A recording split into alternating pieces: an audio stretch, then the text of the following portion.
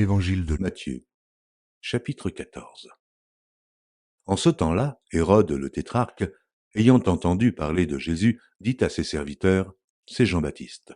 Il est ressuscité des morts et c'est pour cela qu'il se fait par lui des miracles. » Car Hérode, qui avait fait arrêter Jean, l'avait lié et mis en prison à cause d'Hérodias, femme de Philippe, son frère, parce que Jean lui disait, « Il ne t'est pas permis de l'avoir pour femme. » Il voulait le faire mourir, mais il craignait la foule parce qu'elle regardait Jean comme un prophète.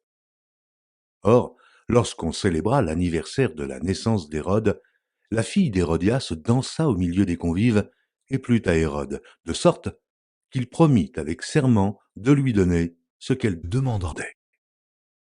À l'instigation de sa mère, elle dit, « Donne-moi ici sur un plat la tête de Jean-Baptiste. » Le roi fut attristé, mais à cause de ses serments et des convives, il commanda qu'on la lui donnât, et il envoya décapiter Jean dans la prison.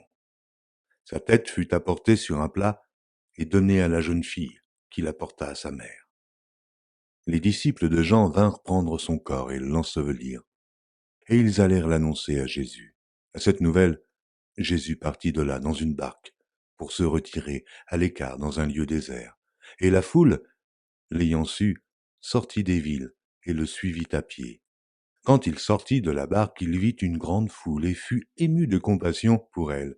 Elle guérit les malades. Le soir étant venu, les disciples s'approchèrent de lui et dirent, « Ce lieu est désert, et l'heure est déjà avancée. Renvoie la foule afin qu'elle aille dans les villages pour s'acheter des vivres. » Jésus leur répondit, « Ils n'ont pas besoin de s'en aller.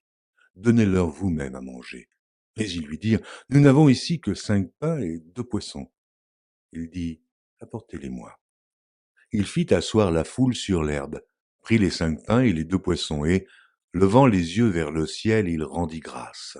Puis, il rompit les pains et les donna aux disciples qui les distribuèrent à la foule. Tous mangèrent et furent rassasiés, et l'on emporta 12 paniers pleins des morceaux qui restaient. Ceux qui avaient mangé étaient environ 5000 hommes, sans les femmes et les enfants.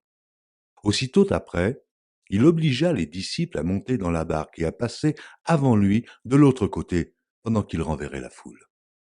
Quand il l'eut renvoyé, il monta sur la montagne pour prier à l'écart, et, comme le soir était venu, il était là, seul. La barque déjà au milieu de la mer était battue par les flots, car le vent était contraire. À la 4e veille de la nuit, Jésus alla vers eux, marchant sur la mer. Quand les disciples le virent marcher sur la mer, ils furent troublés et dirent, « C'est un fantôme !» Et dans leur frayeur, ils poussèrent des cris. Jésus leur dit aussitôt, « Rassurez-vous, c'est moi, n'ayez pas peur. » Pierre lui répondit, « Seigneur, si c'est toi, ordonne que j'aille vers toi sur les eaux. » Et il dit, « Viens. » Pierre sortit de la barque et marcha sur les eaux pour aller vers Jésus. Mais voyant que le vent était fort, il eut peur, et comme il commençait à enfoncer, il s'écria, « Seigneur, sauve-moi !» Aussitôt Jésus étendit la main, le saisit et lui dit, « Homme de peu de foi, pourquoi as-tu douté ?» Et ils montèrent dans la barque, et le vent cessa. Ceux qui étaient dans la barque vinrent se prosterner devant Jésus et dirent, « Tu es véritablement le Fils de Dieu. » Après avoir traversé la mer, ils vinrent dans le pays de Génézareth. Les gens de ce lieu, ayant reconnu Jésus, envoyèrent des messagers dans tous les environs et on lui amena tous les malades.